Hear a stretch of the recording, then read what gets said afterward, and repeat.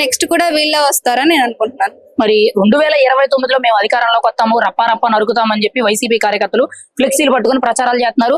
అందులో సజ్జల రామకృష్ణారెడ్డి గారు నెంబర్ 2గా ఉన్నారు పార్టీలో. ఆయన కూడా మేము అదే చేస్తామని చెప్పి పార్టీ కార్యకర్తలకు సపోర్ట్ చేస్తూ నినాదాలు చేస్తున్నారు.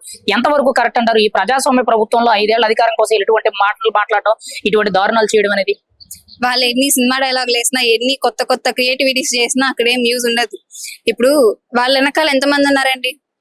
దాదాపు మనం అనుకున్న దానికంటే ఇంచుమించు ఎక్కువ మంది ఉన్నారు. బట్ వాళ్ళ ఓట్లే వాళ్ళకి రాలేదు. ఎందుకంటే వాళ్ళు చెప్పిన మాట చేయలేదు. చేయక వాళ్ళతో ఉన్న వాళ్ళే వాళ్ళకి దెబ్బేసి మాకు వేశారు. వాళ్ళు ఏదో సినిమా డైలాగులు వేస్తారని చెప్పి, ఇది చేస్తారని చెప్పి, మా మీద బురజల్లారని చెప్పి మేమైతే ఏం ఫీల్ అవ్వం. ఎందుకంటే రోడ్ మీద వెళ్తున్నప్పుడు 100 మంది 100 మాట్లాడతారు. మేము ఏం పట్టించుకోము. మా పని ఏంటి, మేము ఏం చేయాలి, ఫ్యూచర్స్ ఏంటి, ఎలా చేస్తే మాకు ఫండ్స్ వస్తాయి, ప్రజలతో ఎలా ఉండాలి, ఎలా మసలుకోవాలి, వాళ్ళ ప్రాబ్లమ్స్ ఏంటి, అవన్నీ తెలుసుకొని మేము చేస్తున్నాం. కాబట్టి వెనకాల నుంచి అలా దూషిస్తున్నారు, కానీ మేము ఏం పట్టించుకోమండి. మరి 2029లో ఎవరు అధికారంలోకి వస్తారు? మీరైతే ఎవరికి ఓటేసి మీరు మీ మద్దతు తెలుపుతారు? ఖచ్చితంగా కూటమి ప్రభుత్వమే వచ్చిందండి. ఖచ్చితంగా నా ఓట్ కూడా నేను కూటమి ప్రభుత్వానికే వేస్తాను.